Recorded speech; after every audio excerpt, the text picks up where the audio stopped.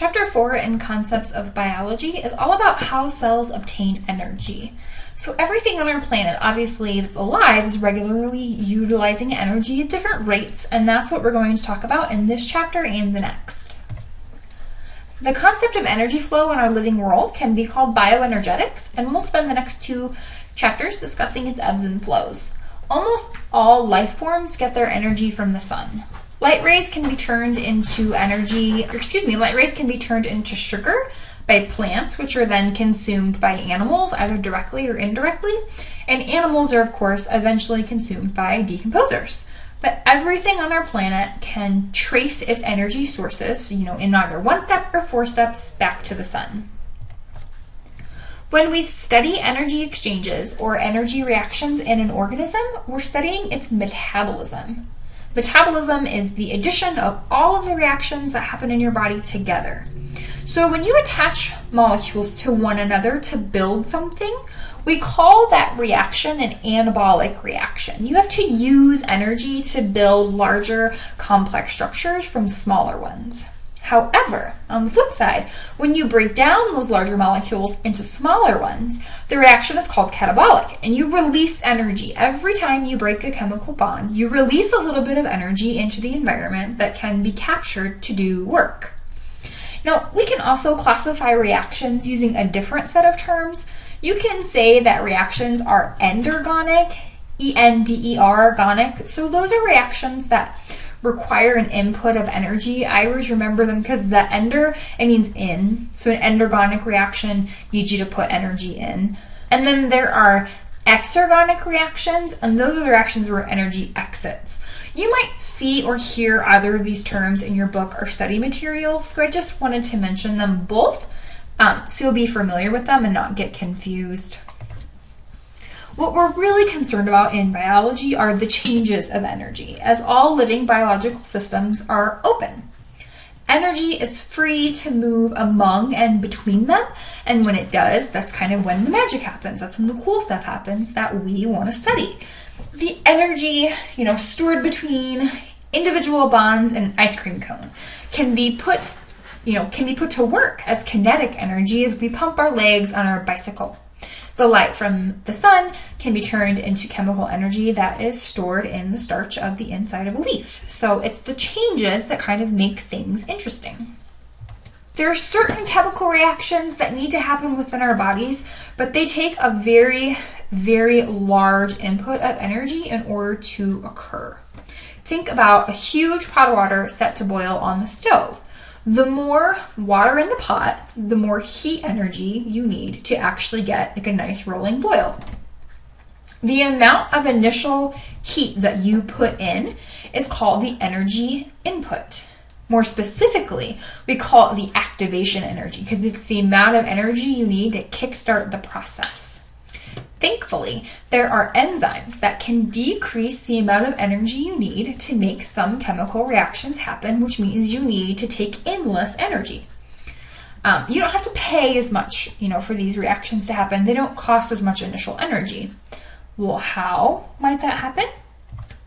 Enzymes physically force reactions to happen.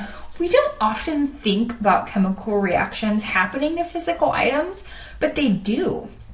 An enzyme, as seen here, is built specifically for certain molecules. So certain enzymes have very specific molecules that they partner with. This enzyme molecule partnership is referred to as the enzyme substrate complex. The enzyme can interact physically and chemically with its one specific substrate and actually force a chemical change by applying physical pressure. That physical pressure can help the substrate to either break bonds or make bonds using less energy. We use enzymes trillions of times a minute in our own bodies.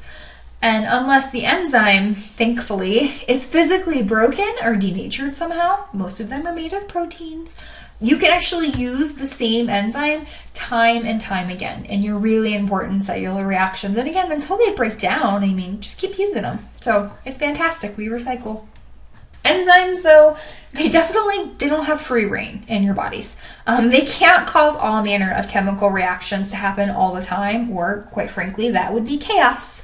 They can be blocked. There are two ways to stop an enzyme from functioning when a chemical reaction needs to halt. One way is called competitive inhibition, and that's when you simply block the active site. So the active site is where the substrate normally bonds. So if you stick something else in there, the substrate can't bond, and you don't have to worry about the reaction happening. The other option is non-competitive inhibition, and that's when you change the shape of the active site, and that's what you see here. The other name for it is allosteric inhibition. And in this case, you bind a molecule that's actually known as an inhibitor to a different site on the enzyme. And because you binded with the enzyme at a different site, you actually end up changing the shape of the active site, and it no longer fits its substrate. And it just, stops the reaction. On the flip side, sometimes that allosteric site actually needs to be filled in order to turn the enzyme on. This is basically, a secondary control for the enzyme. So you're waiting for an activator now instead of an inhibitor. And when it bonds with the allosteric site, your active spot becomes the correct shape for your substrate. This tends to happen if whatever chemical reaction this enzyme is causing, if it's really important or really dangerous, you kind of want to make sure that you should actually be performing this particular reaction. It's kind of like having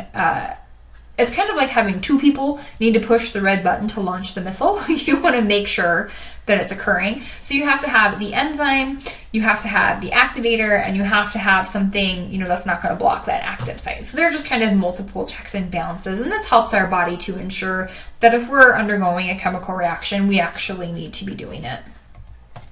So long story short, enzymes are molecules, usually proteins. Some enzymes are actually made of little RNAs that can make reactions happen faster thanks to special binding site and their ability to physically force reactions into action. A lot of the times, enzymes work in long chains called pathways to make major differences or major chemical reactions happen in our bodies. Here you can see a cyclical pathway, not unlike a lot of the feedback mechanisms that exist in your body that you'll study if you ever have the opportunity to take an anatomy class. So in this picture, enzyme 1 grabs its substrate and a reaction occurs, making or releasing intermediate number 1. It then is grabbed by its own enzyme to make intermediate number 2, which is then changed into the byproduct or the end product by the third enzyme. In this case, once you get too much product floating around, you can actually turn the process off by binding to the initial enzyme in its own little allosteric site. We have a lot of checks and balances in our cells. You don't want your whole system going haywire and constantly spitting out products if they're not necessary. We'll learn about various enzymes over the course of this class, and especially when we're talking about cellular respiration and photosynthesis. So we just wanted to make sure we touch on them. But now we're going to switch gears just a little bit, because we've been discussing enzymes at length, and we've talked about how they lower their energy. But, what are we talking about here? What's that energy actually look like? Well, the molecules that we'll be thinking of as little energy units, a lot of the times in books you see them as little yellow stars, look like this. This is adenosine triphosphate, or ATP.